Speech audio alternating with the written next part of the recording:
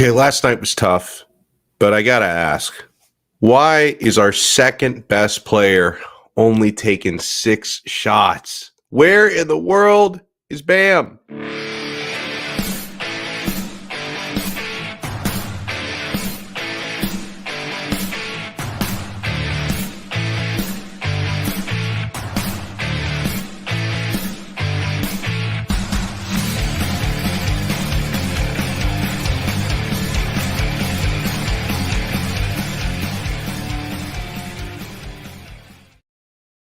Oh, it is. It is. Oof. Just getting my voice back, guys. I've had a nasty cold. It's not COVID. I tested negative for COVID this week, but it's like you still feel like crap. It's like whether it's COVID or not. It's like I still felt terrible. I'm finally getting better.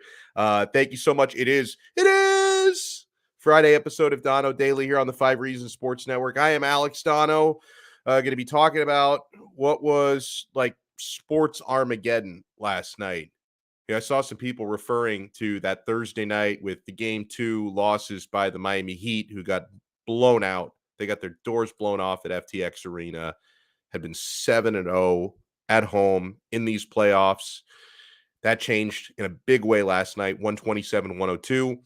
And then the Florida Panthers, they found a completely different way to lose, right? Which you can kind of ask, what's the worst way as a fan to watch your team lose? Is it getting shredded, or is it thinking you're about a second away from going to overtime and then you give up the game winning, or in your case, the game losing goal with 0.9 to go?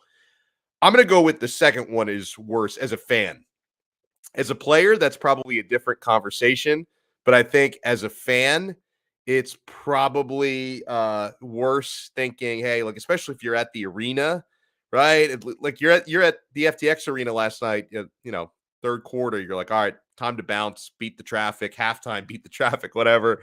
Whereas at FLA Live Arena, oh, we're thinking free hockey, overtime, here we come. Oh, look at Hussam Patel. I like the salmon-colored shirt that you have on today. Thank you, man. Appreciate it. How are you? Gotta be neutral from yesterday's red. Yeah, Hussam was nice enough to join me yesterday on my other venture on Locked On Canes. He helped me break down Tyler Van Dyke's draft prospects. And Hussam, he's very well liked. I'm kind of well liked. I know that Brady Hawk, who's going to join us in about 10 minutes, is very well liked. And so why don't you guys, if you like us, smash the like button. Do us a favor, smash the like button, and make sure you subscribe to our YouTube channel, 5 Reasons Sports. So here is a little bit of optimism. And by the way, let me set a little bit of the roadmap for this episode. We're going to have to talk about some of the things that went horribly, horribly wrong in that game 2 loss. But at the same time, we're almost 24 hours removed from it. We're just over 24 hours away from game 3 in Boston, which becomes not quite must win, but pretty damn close to that, because you got to get one of these next 2 in Boston. So we also need to talk about what has to happen and who has to happen and who has to step up for the Heat to get back into this. But one, I think, potential positive, we're going to know more about it in about 2.5 hours, I think, because we had PJ Tucker leave the game injured yesterday, didn't return. I think it was in the first half he left the game, underwent an MRI this morning. We don't have the official results of that yet, but we're going to find out at around 5:30 as you see Ira Winderman from the South Florida Sun Sentinel tweets, as we wait, been told reason for optimism with PJ Tucker. Official injury report by 5:30 p.m. And I saw our guy, Brady Hawk, who's coming on in less than 10 minutes, tweeted out that PJ Tucker is traveling with the team to Boston. So if they're thinking, that's good, that's right? Good positive. That's good positive. There's a comment here in this chat room that makes me laugh. Oh, let me reopen the comment just a little bit. Bam's going to break a world record next game. He'll have 47 points. Can you imagine? Can you imagine? And listen, in the title of the episode, I called out Bam a little bit. Where's Bam? I like Bam. I'm not here to slander Bam the way that I've slandered Duncan Robinson in the past. I like Bam. My thing, Hussam, is I know offensively Bam is capable of so much more because I've seen it. but I've seen it sporadically. His defense is a constant. You can always count on that. He's an elite defensive player, but the offense is so sporadic, so streaky. They probably don't run enough plays for him, but still, how is Bam Adebayo in an important Eastern Conference final game? I mean, every Eastern Conference final game is important, but you hear him in an important game. How is your second best player and a guy who's supposedly a superstar only taken 6 shots in the game? 6 shots and 6 points scored in 29 minutes. I need the Bam aggression. Where is Bam? This, I mean, not only that, when watching the game, I felt like Spo wanted to see how Miami, like its players, reacted on trying to guard just the perimeter. You want to see how he played perimeter defense, because if you saw the first game, and I'm sure Brady has a better breakdown than me, a lot of stuff the Heat defense was doing is they were forcing them to play in transition and score inside the paint. Compared to last night's game, threes were falling for everybody, and nobody was even close to contesting those shots. And I think Spo realized, the game was probably over within the first quarter already. It was too big of a gap, and they were hot. But Boston went on during the first half. They went on a 60 to 21 run. Yeah. 60 to 21 run.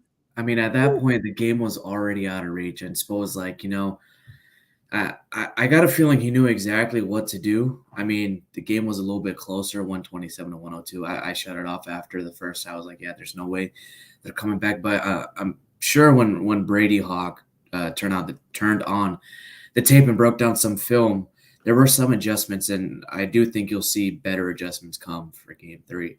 Yeah. Now let me and I know my guy Brooklyn Rob, who I don't think he's actually watching the episode. He left a comment in the live chat before we actually started. He's not listening today out of protest. He's a huge Hussam Patel fan, though. Maybe if he knew that Hussam was here, he would watch. But he says, refused to listen to this mush, is completely responsible for the Panthers losing in the final seconds. Just when he had tuned in.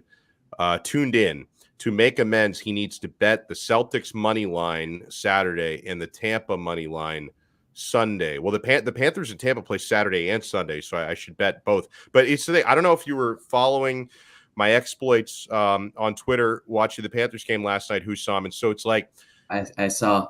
Here's the crazy thing about it. The crazy thing about it is usually when I'm talking about what a mush I am, people have to rely on me telling the story after the fact. So, like, in the back of your minds, you might be thinking, this guy's probably a bullshitter. Like, he's probably exaggerating. It can't be that bad.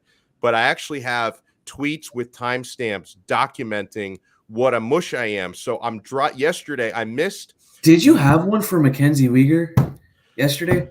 I didn't tweet anything specifically about Mackenzie Weegar, no. But what happened was, so I missed most of the first period because I was like driving around, and I went over to my mom's house, and like as I'm walking in the door, this is whatever time it was, like around 7:30, late in the first period. Like I saw on my phone, because I checked the score, it was 0-0. So right before I turned the TV on, it's in a commercial break, and then I write on Twitter, I'm just turning on the Panthers game. How are the Cats doing? Hashtag time to hunt. All I got. I want people to know I'm watching the game.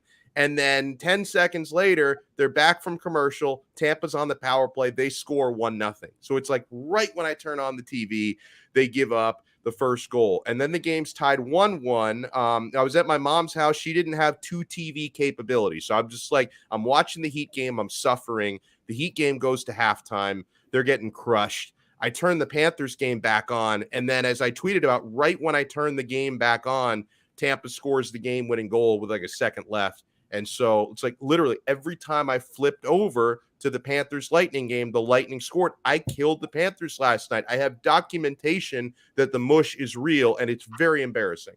You got to put it up on the show, and you just got to just stop tweeting. Like, shut up. Like, shut the F up. Seriously. Like that's all I gotta say. I have a pretty cool stat line once Brady comes in. I guess we run on Brady time as well, since Brady's like the young hot shot of. No, I told Brady 315 because and I tell you it's 312 right now. Unlike Hussam Patel, Brady, when I tell him 315, he's going to be in there 314. He's going to be backstage, like, he's in the makeup chair, right? Because he always has to look good on TV. There's a lady putting the I don't know makeup. I don't know what makeup is called. Whatever the stuff that they pancake on your face. He's got that going on in the makeup chair right now. So he's going to be ready. He doesn't work on his own schedule the way that Hussam Patel works on his schedule. But here's and Brooklyn Rob is watching. He's watching for Hussam. He's not watching for me. So here's something we can talk about, and I'm going to ask Brooklyn Rob. He's the guy. I'm going to ask Brady about this because somebody pointed this out in the chat. Like, you can look at the stat line from last night for Boston and say, they shot literally 50% from three, 20 for 40 from three. They hit 12 3-pointers in the first half. They shot over 51% from the field, 50% from three on 40 attempts. That's one of those stat lines where you can look at it and say, well, that's not going to happen again. And that doesn't happen again. We're not losing again. But they've been putting up big-time 3-point numbers all throughout the playoffs. So it's like maybe they won't go 20 for 40 again, but they might go 18 for 36, right? I mean, it's like they might be able to do something like that again. But yeah, it was tough to beat that team last night. They were hitting everything. So let me ask you this. I've been a Bam defender. You've been a Bam defender. Yeah, I love Bam. You know his recent play has been bad. They don't need, maybe he becomes a scorer more defensively. He plays more of a role, but think about it. Who is Miami's real second option? Did I tell you 314? And look who's here. I tried to tell you. I'm going to bring him on a minute early. Brady, I was just saying because I got Hussam Patel with me here. Hussam is the biggest diva on the 5 Reasons Sports Network, and like I'll invite him on. Sometimes he invites himself on the show, and like he'll show up whenever he wants to. And then he made some comment about Brady not being here yet. I'm like, no, I told Brady 315, and I said, Hussam, you're going to see at 314. Brady's going to be in the waiting room. I predicted you're going to be in the makeup chair, and there's like some makeup lady in the trailer putting the pancake stuff, whatever they call it, on your face. And sure enough, you turned up. So, Brady, I got to ask you, I know you caught every minute of that game. Were you at the game in person last night? Oh, yes. No. So is that even a question, Alex? Come on, man. No, but I had to ask the question because usually when Brady goes, they win, right? He was undefeated in the arena. So, and I promise my audience, Brady, we'll have to talk a little bit about what went wrong, but I also do want to focus much of the conversation moving forward, right? What has to happen to right the ship in game 3? But in game 2, how much, and there's a lot of blame to go around. There were defensive breakdowns. You talked about it in a Brady breakdown, but people are gravitating towards Bam Adebayo. Where's the aggression? Where are the shot attempts? 3 for 6 last night, 6 points in 29 minutes. What could we do to get Bam more involved offensively? I don't know. It's a question I think that we've had for a while. I'm somebody that values Bam's defense more than most people probably because I just know how valuable it is to this team. But there's a point when you're in the Eastern Conference Finals and there's 4 teams left and you're trying to make this final run to the finals and Jimmy Butler's playing at an incredible level where you look to Bam and you're saying they need this guy to play at a somewhat of a decent offensive level for them to win this series. It just is what it is as they sit 1-1. I still think this is going to be a competitive series. I still think it'll probably be Heat in 7. But they're going to need Bam to be somewhat of an offensive force to be able to do this. And there's questions where, okay, first of all, they're switching a ton. Bam's going to get Jaylen Brown on his back. Yeah. For one, he has to seal. He has to call for the ball. Miami, I guess, has to initiate and get him the ball. But the question is, a lot of those times when he's getting those post-ups, it ends up turning into a post fade, and it's a contested jump shot fading away from the basket. Like, when you're bigger than that guy, that's the question I have is, like, will he be able to do that in the post? So then you move over from there and you say, okay, they're blocking off the rim anyway with the bigs they have as a roller. The only thing that I'm looking at is saying they have to get him as a face-up guy. It has to be face-up jumper, face-up drive. But as much as we talk about getting him in those spots, I think it really does come down to Bam. Like, we have the Bam versus Spo question. Is it Spo not setting him up? Is it Bam not doing it himself? I think there's reasoning to both. But at this point, I just feel like Bam needs to go. Like it is not go off the team. That came off totally wrong. He needs to go to the basket, but he just needs to go, and he needs to go to the basket. Needs to be aggressive, and he needs to be a face-up guy because that's kind of the key in the turn for this team's offense. So Brady, in game one, and you were talking about switches basically itself. Oh, look at this comment from David, Alex. So from Boston switched basically 22 screens and allowed 1.16 points per chance on the possessions in game one. In game two, Boston switched 36 screens and allowed 0.75 points per chance on those possessions. Now, if you take a look at the difference from game one to game two, the Celtics adjustments were excellent, and the way they switched game two was significantly more methodical, gave Miami's non-shooters some space and denied Jimmy the bucket. It's kind of hard to counter that without inserting known shooters. So how does Miami react to this differently in game three? I just feel like they have to keep playing their game because Celtics made an adjustment. Now they have to make an adjustment back. One of the adjustments they made, the Heat were up 18-8 in this game in game two. Yeah. Like they were sitting nicely. And one of the reasons was that, okay, Horford's out on the perimeter. Robert Williams is out on the perimeter. Back-to-back plays, Gabe Vincent and Max Strus both hit a three over the top of a big. And you're saying, okay, if they can hit these shots, that's the way to exploit the switches. The Celtics called timeout, and Udoka talked about after the game, the adjustment from there, they were switching way too low, where when they made that switch on Horford or Williams, there was space for Vincent and Strus to pull. Now they're switching higher. They're allowing the guy on the backside to kind of take care of the guy rolling, and now you're playing higher, and the shot's not there. Now there's 10 seconds left on the shot clock, and you're trying to search for the next type of savior type of play at the end of the shot clock. Like those are the adjustments that I guess has to be made.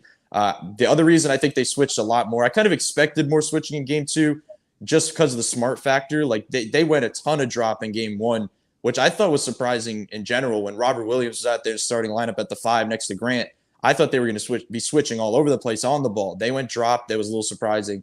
And I think part of that was kind of Derek White, kind of the hunting element of what Jimmy wanted to do, and he did end up doing it. This game, you have Smart. They can kind of fight over screens. You saw what he was able to do in that game. So there's elements of it, but I think the adjustment for Miami is just you got to find elements to counter back to that. If they want to switch higher, then you got to start slipping. There's got to be some other elements. But as much as we talk about the offense, I know that's what everybody talks about in general. I still just keep coming back to the defense. Like, we knew this would happen with the Heat. When they got to the conference finals, it was not a surprise that they're still a choppy offense. They're a half-court offense that has issues at times, but they can still get to the NBA Finals and be a contender because their defense is that elite. They can survive if they're like they did in that third quarter. If they force turnovers, they get in the break, they start getting into some type of rhythm. The defense is where it comes from. And yesterday's game was kind of one of the worst defensive showings from Miami I've seen in a long time. Brady Hawk is with us, does an awesome job. 5reasonsports.com, 5 on the floor. The Brady breakdowns are amazing. So you mentioned you're still thinking the Heat can pull this off in 7. So nothing that happened last night, did it shake you to the core? And I know you're not a knee-jerker. Like, I'll give people the worst possible example. I think Skip Bayless said this morning that the Boston Celtics are going to win the championship and they're not going to lose another game in this series. That was you really listen to Skip, man? You really listen to him? I'm just throwing it out there for the most extreme example because he put that out there today. Now, I did chat with a friend of mine who's been on the show many times, who he is a Heat fan, but he's a sports handicapper first and foremost, Lee Sterling. And Lee Sterling, I was talking with him about the series, and he said, like, he really thought that some bad matchups were exposed for Miami, and he's worried about the rest of this series. And I think it was one of my, I didn't catch this comment, but one of my Twitter followers said, I don't know if this is true or not, that Jeff Van Gundy referred to the Heat guards as shrimps compared to the Celtics guards, that was a comment he made yesterday. So I know, Brady, people are making it sound like, Boston is just a terrible matchup for Miami. There's no way they can overcome it, but you still think they can? Yeah, I think they can. Even coming into this series, like, this felt more like a 1-1, 2-2 series than a 2-0, 2-2 series. That's what I keep saying is, like, it felt like two splits. And then I know everybody's responding and saying, well, they're not going to get one in Boston. Well, first of all, we don't know that. Like, it's very possible they don't. Like, it's a tough environment. But there's the idea of if you play as well as you think you can defensively, there's a chance you could steal one. in general. So there's different elements to that. I think the idea of exploiting matchups, I think it's a possibility. The shrimp thing is kind of true because the Celtics just have so much length. Like they can really take advantage of things, and defensively they can switch all over the place. And then all of a sudden defensively you have Gabe Vincent and Max Strus trying to double a guy like Robert Williams because they got to switch, and now it's a three, and that's kind of how things go. But in generally, I'm not too worried about the series because I feel like there's a blueprint. Like I don't think they've lost everything along the way here. Like, yeah, it was a bad loss. It was a terrible loss. They played awfully. But there's elements here where I think if they can adjust defensively. The first game was okay. They had 42 paint points in the first half, which was 2 points away from being a postseason record.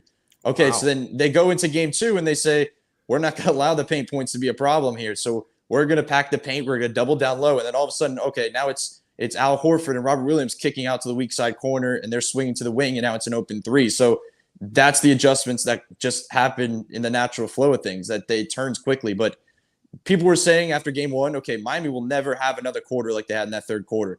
That's probably true, but I just can't see Miami having another game that they had in game 2 defensively. Like they could very well have a game where Bam's not aggressive. They could have a game where Herro struggles. It's very possible, but I just cannot see a way where this Heat defense has been, and that's barring PJ Tucker's healthy, because I think that's kind of the biggest thing. I'm more looking at PJ Tucker's health more than game 2 itself. I know there was some optimism. I saw something on Twitter there that there was some optimism with that. I know there'll be an injury report later, and it's PJ Tucker, so he's probably going to play no matter what. He's just going to get out on the floor. Oh yeah, there was Ira. He said he's been told optimism for PJ Tucker, so that's a game changer. If they lose him, then I'm saying okay, they'll probably have a worse defensive showing than they had in game 2, because it's very possible. He's the glue to a lot of what they do, and he's a primary defender on Tatum. So I'm not too worried in that sense that I think the adjustments can be made. Any hunch on if and when we see Lowry?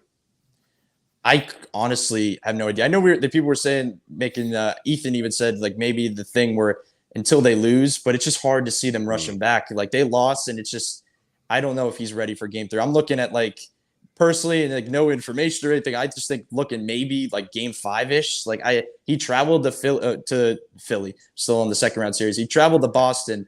But it's just hard to see him rush out there. And as much as I think he could be helpful in the series in terms of, Jimmy was even saying last night that getting him in their spots, he has to do multiple roles. Now he's trying to play playmaker and scorer, so it changes things. But Gabe Vince has probably been their second best player here. Like we have to acknowledge that as well. Mm-hmm. That if you look at their top 3 players so far in this series, it could possibly go Jimmy and then 2 undrafted guys in Gabe and Strus. And that's kind of the problem. And I think that's where it comes back to the offensive stuff with Tyler and Bam. That's where Alex, before Brady came on, I was going to say, other than Jimmy, and who else is their second go-to guy for the Miami Heat? The Celtics have Jaylen Brown. They have Marcus Smart. And maybe even Robert Williams at times. But who did the Miami Heat have if Jimmy's not scoring? Used to be Tyler, right? I mean, it still is Tyler. Like it's just the issue is that the starting lineup when Bam's not aggressive essentially is 2 offensive holes, because as much as PJ gives you, and even he had first 5 points of the game yesterday, he had a corner 3 where he's talking trash to the bench and then it's a floater. There's just holes in that starting lineup when your 2 front court guys are not aggressive. Now, speaking of back the 3 guys I just mentioned, it's Jimmy and 2 undrafted guys that are trying to save the offense on a very awkward offensive side of the floor against the Celtics defense. So it's still Tyler. And as much as we look at Tyler, like, yes, he should be looked at. He needs to be scoring much more. He needs to be much more efficient in a lot of areas. But the focus he's getting is pretty clear. And the funny thing, and I think the adjustment for Tyler, and I will say this, he's struggled against a specific matchup, and that's the length. Like, I think he's 0 of 6 against Horford and Robert Williams. And if you eliminate those 2, he's 60% from the field in the first 2 games. Like, he hasn't had a hard time against a lot of these matchups and against a lot of these schemes. It's just when they start switching out length and he has Horford or Robert Williams or a guy hedging over from the corner and he has these extra bodies, it just makes it a lot tougher for him. And that's kind of the next step for him. But that's when you start looking at these other guys where Jimmy needs help, and that could be Tyler. But when they start worrying about Tyler in that way, you're looking for that third guy to kind of put you over the top. There's a couple. Who do we need? This guy. Is that Dwayne? Wow, it does not look, outside of the number 3, that does not look anything like Dwayne. Yeah, where'd you get that? I got it from the Heat store, and Wow. You got robbed. That face, man. Hold on. Like a year ago. Pull that up one more time. I want to see that face. Like, put it right up in front of the A year camera. ago. I wonder if Yeah. Ethan can send this to Dwayne. You got scared. Dude, that does not. That looks like Gary Coleman. What you talking about, Willis? It does not look like Dwayne. It's better in person. I'll tell you. Most things are, right? A couple things in the chat I wanted to pull up for you. If the offense is still stagnant, do you throw in Duncan for spacing? I like Oladipo, but him and Herro just haven't had that chemistry. What do you think of that, Brady? It's possible. It wouldn't be Duncan for Oladipo. It would be Duncan for Caleb in that sense. So you're just adding a much more spacing and offense. I think it's possible. We saw it a little bit yesterday, much later. Like the game was over when they put Duncan in that third quarter where they just kind of used him instead of Caleb. But that's the idea. You're using Caleb or Duncan. You're saying defense or offense. But if in a competitive game, at that point, the game was kind of over. It was saying, Duncan, go get some shots up, try to spark something. But in the middle of a game, Duncan's going to get picked on defensively. And I think that makes it like yesterday was a point where the defense wasn't working anyway. You can use Duncan.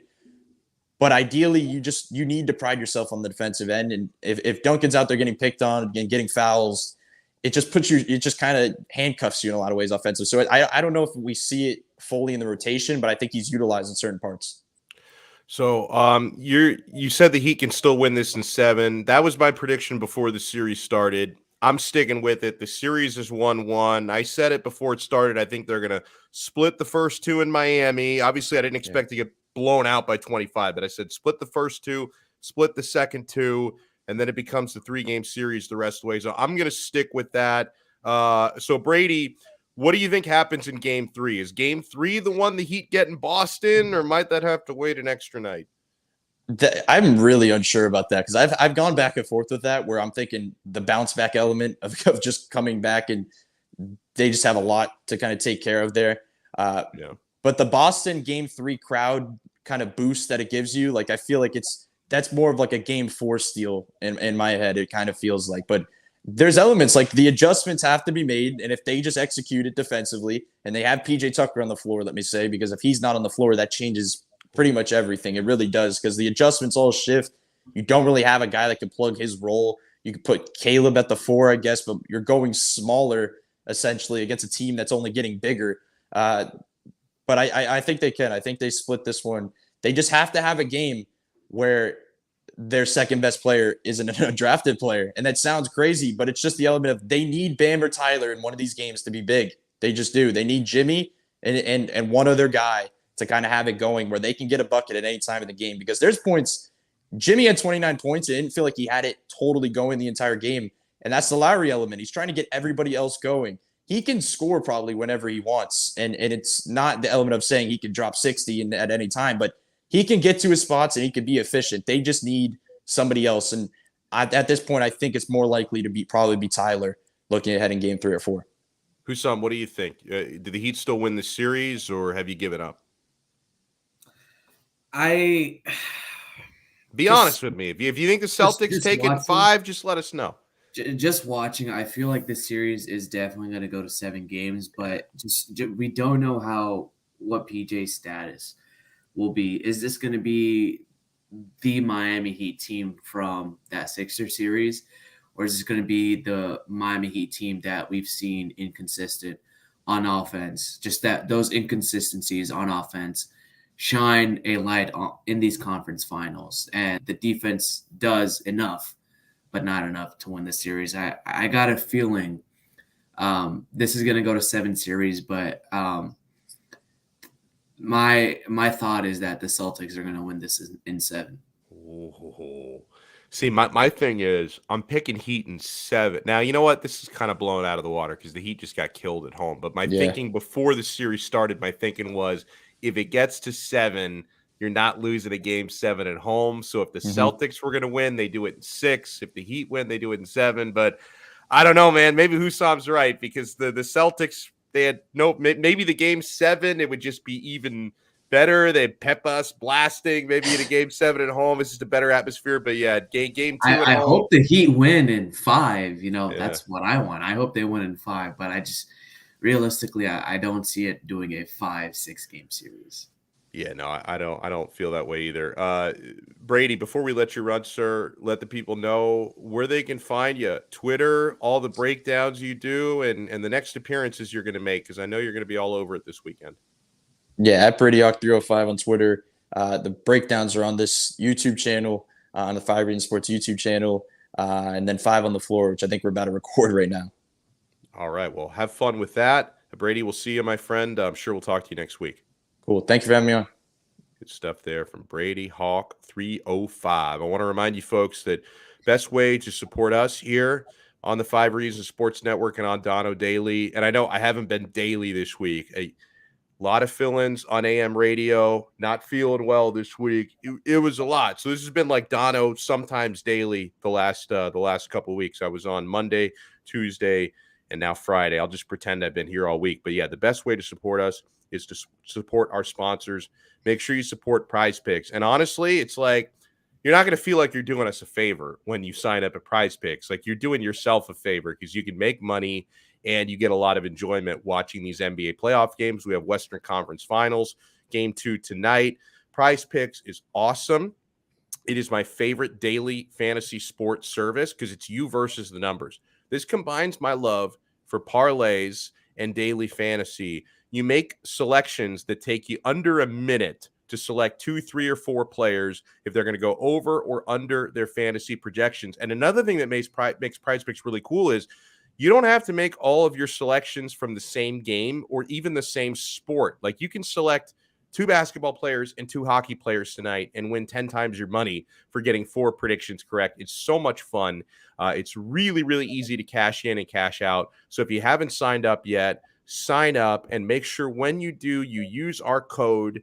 That way we get credit for your sign up, which helps us. And you're also helping yourself because when you sign up with our code 5, F-I-V-E, you have to spell it out, F-I-V-E, they're going to match your first deposit 100% up to $100. So you can literally double your money when you sign up with our code FIVE. PrizePicks.com or the PrizePicks mobile app. It truly is daily fantasy simplified. We also have an official. I like the jazz fingers. Use the code 5 in jazz fingers. We also have $5 foot long. $5 foot long. With inflation, what is it now? Like a $10 like foot long. $7.25. And now a tank of gas is like $100. It's $100 tank of gas. $6 a gallon. Milk's going up to $5 a gallon. Movie theater tickets are $20 per person now. Well, it doesn't like, dude, movie theater tickets could be $200 a person. I'm still not fucking going. Like, I don't need movie theaters anymore when I can stream anything. Like, dude, if they wanted to, they could make a movie theater ticket $500. I love this comment. Next season, that's a great comment. We might have to, but we have to find out if Husam's good luck or not, because I don't know if we know that. He might be just as bad as me for all we know. We don't know. I know Brooklyn Rob just tweeted something. I got to go on Brooklyn. Never mind. He was replying to something else. I thought he'd be saying something about the show. But yeah, I got Brooklyn Rob's notifications on because I know he's got our notifications on as well. I also know by talking to him, he smashes that like button. He does. And donates to that network. So if you guys want to be like Brooklyn Rob, earn a shout out from us. Smash that like button and donate to our network. I know you guys might not like Alex that much. I may be likable, but we know everybody likes Brady. Make sure you give Brady a shout out and a follow as well. You want to hear something controversial, Alex? Yeah, why not? So I was asleep and I heard that Deshaun Watson basically said one of his accusers at the end of the massage that he was given was crying. He said that? Yes, that's what I saw. Wow, no, I didn't see that. App. Now, several of Browns quarterbacks, Deshaun Watson's accusers, sit for interviews with HBO's Real Sports with Brian Gumbel and Soledad O'Brien. Oh, I know her. On Tuesday, May 24th. That's going to be – I didn't even know that was going on. I'm definitely tuning in, man. I am definitely tuning in for that. I mean, listen, you made it sound, and Deshaun Watson is controversial. You made it sound like you were going to say something controversial about Hussam, but listen, and no, and honestly, when it comes to that sit down on HBO Sports, no matter what you think about Deshaun Watson, if like for some reason, if you think he's a great guy, it's like you still want to see what they have to say. You know, if you think, well, he's probably not a great guy, but I only really care about how he plays quarterback, or if you think, oh, he's a terrible guy and I want him to fail miserably, no matter what you think about the guy, I think it's going to be very, very interesting to see what the accusers have to say. So that is a hot tip. You said it's Tuesday night? Tuesday the 24th. That's what it was. That's what it was put up. Hussam buys Fugazi bobbleheads. Tell the truth. You bought that on the Biscayne Boulevard traffic light. Right next to the street meat, like where they sell the pinchos, and you bought and you bought a bobblehead. And then you have the bottles of Jarritas just hanging on. Yep. You bought an arepa and a bobblehead. Nah, I bought it at the Perfect Lakes Mall. That's where I got it at. That's where I also bought my Dwayne Wade jersey as well. Okay. Yeah, so I'm like, you know what? It was like a self-birthday gift to myself before I left for Orlando. I'm like, I need something. I'm like, I need to fill up my table. I also need a Wade Heat jersey. So, you know, why not? Yeah. Why not go out, have some fun as well, and spoil myself? Speaking of spoiled, the Dolphins. Melvin Ingram. I know. I haven't had a chance to talk with you about that yet. And within the well, and let's make it quick because I got to run in a few minutes. Right. Melvin Ingram, most recently, Sony Michel late last week. I love these moves, but I think we talked about the Sony Michel already on the show. Melvin, how much does he still have left in the tank, Hussam? What's he going to add to this D? So, look, he's definitely – I don't think he's going to be a starter, number one. I do think Melvin Ingram is going to be there for situational pass rush downs, those second and short, second and longs, third and longs as well. You know, he's a veteran guy. He's experienced in the playoffs, plays really, really good run defense. Gets after the quarterback, and he also has one of the highest pass rush win rates per PFF. I think it's within like 29%, and like the average is like usually like 15-16%, so it's high. It's up there, but those are based on minimal snaps that he had with the Chiefs last season. Yeah, Chiefs. Yeah. Now the thing is, Miami has a variety of pass rushers. Now they have Manuel Ogbah, Jalen Phillips, Andrew Van Ginkel, sometimes Jerome Baker, maybe Channing Tindall, and Cameron Good that they drafted from California in the seventh round, in the seventh round as well. Cam Good is more so like a Kyle Van Noy when I watch his tape and broke him down a little bit. He reminds me a little bit of a younger Kyle Van Noy. And Kyle Van Noy, as you know, played for Brian Flores down here in Miami and in New England. I think this is just Melvin Ingram just giving what he's got left in the tank to push Miami to a playoff spot, maybe potentially a deep run as well, and to teach younger guys like Jalen Phillips, Cam Good, help AVG get that second contract with the Miami Dolphins and develop him into a good pass rusher as well. And, you know, honestly, for $3 million on the books, even if he doesn't produce like 10 plus sacks or maybe even 4 or 5, I think just the knowledge he brings is priceless. I love it. Hussam Patel, awesome job. Before we run, I want to remind you guys to support the official sports book of Donno Daily, and that is BetUS.com. It's like having Las Vegas in your pocket. I'm telling you, I've been to every sports book on the strip. You can do everything at BetUS.com. It's a full-service online sports book, fully available in Florida, by the way. You want to sign up today at BetUS.com. And when you sign up, use our code. You want to write this one down if you think you're going to forget it.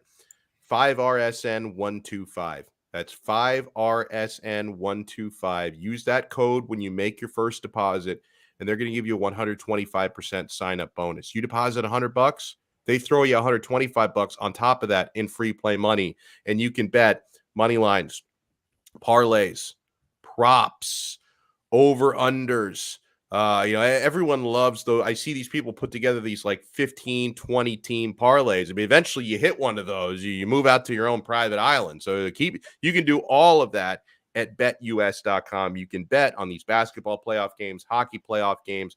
When the heat is on, it is on at betus.com. They also have a full casino right there on the site. I play blackjack in there for real money. Sometimes I'm bored, I'm sitting around. You can play dollar hands. Like you can bet a lot higher if you want to, but if you got a few bucks burning in my pocket, want to have some fun, pass some time, you can play dollar hands of blackjack, and it's a great time.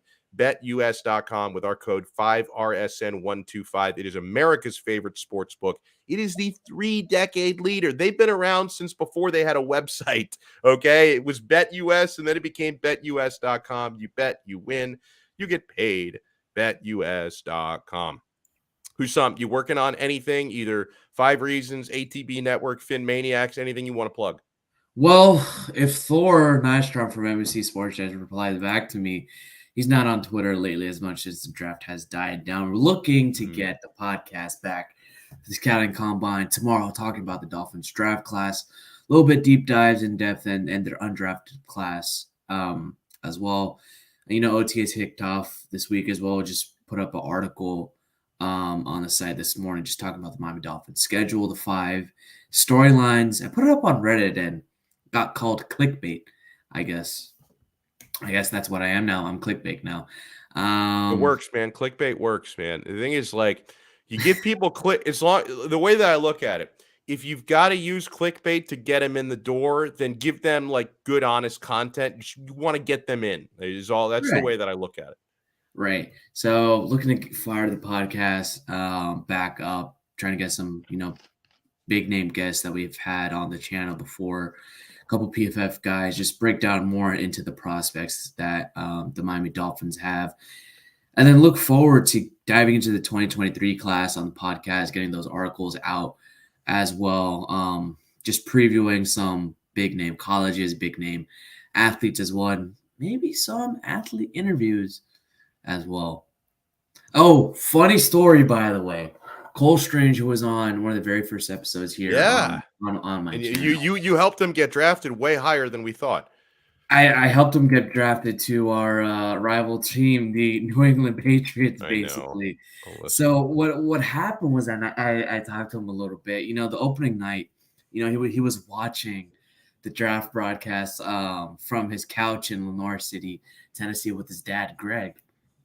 And look, honestly, just talking to him, watching his tape, just going through the motions, like he was one of the better guards in that draft class as one. Most of us thought he would go within the early to late second rounds, like around 30 to 40 to 50 maybe. And in the first round, if you watched it towards the back end, almost every team was using its entire 10-minute allotment on the clock. And, as people were fading away, so was, Cole and his dad. And around 11 p.m., his phone lit up with an unknown number. So he slid down to the couch next to his dad, put the call on the speakerphone, and the voice on the other line, "Hey, this is New England Patriots, right?" But Cole, he has friends and a brother who's like me and you, prank each other all the time, joke around like scary. Oh, no. So from what his dad said, Cole said, "Hey, sir, I don't mean to be disrespectful at all, but I've got to know because I've got some crazy friends. Is this a prank?" Whoa. So a guy who I'm assuming was probably one of the general managers or the selectors was said, "Hold on just a second." And Bill Belichick gets on the phone. And knowing Bill Belichick, he's serious. His voice is very monotone. Hey. He was probably annoyed that he had why do I have to do this? So as soon as they heard Belichick's voice, Cole and his dad, Greg, start screaming, hugging, acting crazy, yelling so loud, just ripping F-bombs and shit like that, right? He's like, they were so excited, and Bill Belichick is like, "Hey, Cole, you got to act like you've been here, man." Oh, that is great. And just like that, he's Bill was immediately like, are we sure? Did we have his maturity score way off in our big? Are we sure this is the guy we wanted? Oh, that is great. Listen, let me tell you something. Even though people shit on the selection, just where he was picked, Mm-hmm. it was a damn good pick. And I would not be surprised if he plays in the NFL for 10 plus years. Okay. Wow. Well, I know that's a player you did your homework on, and that's fantastic. And you know what? Honestly, if I got a call from someone who's like, "Hey, this is the Radio Hall of Fame," I'd be like, "Yeah, good joke, buddy." And it probably would be a joke if that was a call that I got. It's like Donno saying, "Hey, Hussam, I've got an opening on I don't know what other podcast do you do." I do all of them, man. Oh, I got an opening on Hawk and Crowder, or I'm filling in for Joe Rose. You want to come on? I'm like, no way, this shit's real. No way, this shit's real. I'm like, yeah, fuck it. Why not? Next thing you know, Ethan flies me down back to Miami or Fort Lauderdale, one of the studios. I'm there, and I see Joe Rose, Joe Zagacki, and other people too. And I'm like, Alex, what are you doing here? That's pretty accurate. Yeah. Oh, man. I love it. Well, make sure you guys support Hussam's work. You see where to follow him on Twitter, if I can point in the proper direction there. Yeah, at Hussam Patel. Make sure you follow me on Twitter as well. If you guys can also support. And yeah, I'm glad you pulled that up, Hussam, because I want to pull this up as well. I'm totally going to do this. Rob. But how much money do you want me to put on them? It's like because if I put a lot of money on them, I'm gonna actually want them to win, which is gonna be a weird moral thing. But he says if Mush bets the Celtics and Lightning, our teams will win. If he does this and show proof, I will make a $50 donation to the show. So I will do it. Brooklyn Rob, because you know what? Yes. It's a good old emotional hedge, but it's got to be a low enough amount of money. How about $20? $20? I could do $20. Yeah, I could do $20 a piece. We could do that. Brooklyn Rob, you heard it here first. I made him do $20. Yeah. If it was much more than that, it's just going to create this weird emotional rift where I'm going to be like, well, I bet $50 on each game. I'm going to be rooting against my teams. I don't want to do that. So it's going to be weird, but I will do it. Have you ever bet against the Dolphins? Yeah, I have. Yeah, because listen, it's the Dolphins. I don't know the last time I've done it. I've definitely done it. I've bet against the Dolphins. I have bet against the Heat before, but it's usually the justification that I'll have with the Heat. The few times I haven't done it often, but the few times that I bet against the Heat, it's usually if there's a really big spread. There was a game at this point, I can't remember if it was this past season or I think it was this past season, when the Heat were in a stretch where they weren't playing that great and they were 9.5-point favorites against the Wizards. And I'm just I'm going to bet the Wizards to cover, and the Heat won by 5 or 6. So they won and I won. Right. So I don't know. It's a weird thing, but I've bet against the Dolphins before as well. I have. Oh, one thing I found out. So Mike Gesicki was on a podcast with some guy named Brent, whatever, verified, whatever, big podcast as well. He goes, I love working with Tua, right? I really like working with Tua. I like the guy. I love him. He's delving into Mike McDaniel's offense, sees how he may be utilized like George Kittle. And then he goes, Tua has a really strong arm. He's got a good arm. He's got a strong arm. The guy next to him in the podcast says, sure about that, bro? I've seen Tua play. He doesn't got a strong arm. He's got a strong arm. You ever played football before? You can feel it. You can feel it when you catch it. So I think he's lying, but it's nice that he's sticking up for his quarterback. Well, that PFF tweet, or actually no, that initial Miami Dolphins tweet where Tua threw a pass and it looked like Tyreek Hill had to stop and catch it. And then the next day, another tweet was put out by Tyreek Hill. Then everybody else quote tweeted. You're like, wow, they're sticking up for their guy. And then people are coming up with crazy conspiracy theories. They're like, oh, maybe the Dolphins PR team, told them to tweet that out, blah, blah, blah. The first initial tweet wasn't good. And then people saw a job posting. Yeah. The producer thing. And they're like, oh, my God, one of the dudes got fired just because they put it out in a tweet. I hope, and I saw that job posting thing. I hope that wasn't related to what happened. It's like No, it probably wasn't, it's right? it's been open for 3 months. Oh, Man. okay. I was gonna say it's like I'm like, man, like I would hate to as much as that tweet turned into a meme, I would hate if somebody actually lost their job over. That's it for us. And by the way, if you can also support my other venture, and Hussam was a guest with me a couple days ago. I think it was just yesterday, actually, on Locked On Canes. So make sure you subscribe. And that's obviously, if you're not a college football fan, you probably don't care. But for those of you who are, I do host part of the Locked On Podcast Network. I host daily Miami Hurricanes football content. So you can subscribe. Subscribe to our YouTube channel because we're like this close on Locked On Canes to hitting 1,000. We're 41 subscribers away from 1,000. So subscribe to Locked On Canes on YouTube and subscribe to the audio podcast as well. And if you haven't already, here on 5 Reasons Sports, smash the like button for this video and subscribe to our channel and support Hussam's work as well. We will talk to you guys again on Monday. Hopefully the Heat are up 2-1 and the Panthers are not eliminated because they play 2 more games before Monday. So if things don't go well, we may not have hockey to talk about. Hopefully they do go well. We will talk to you guys Monday on another episode of Donno Daily on the 5 Reasons Sports Network. See ya.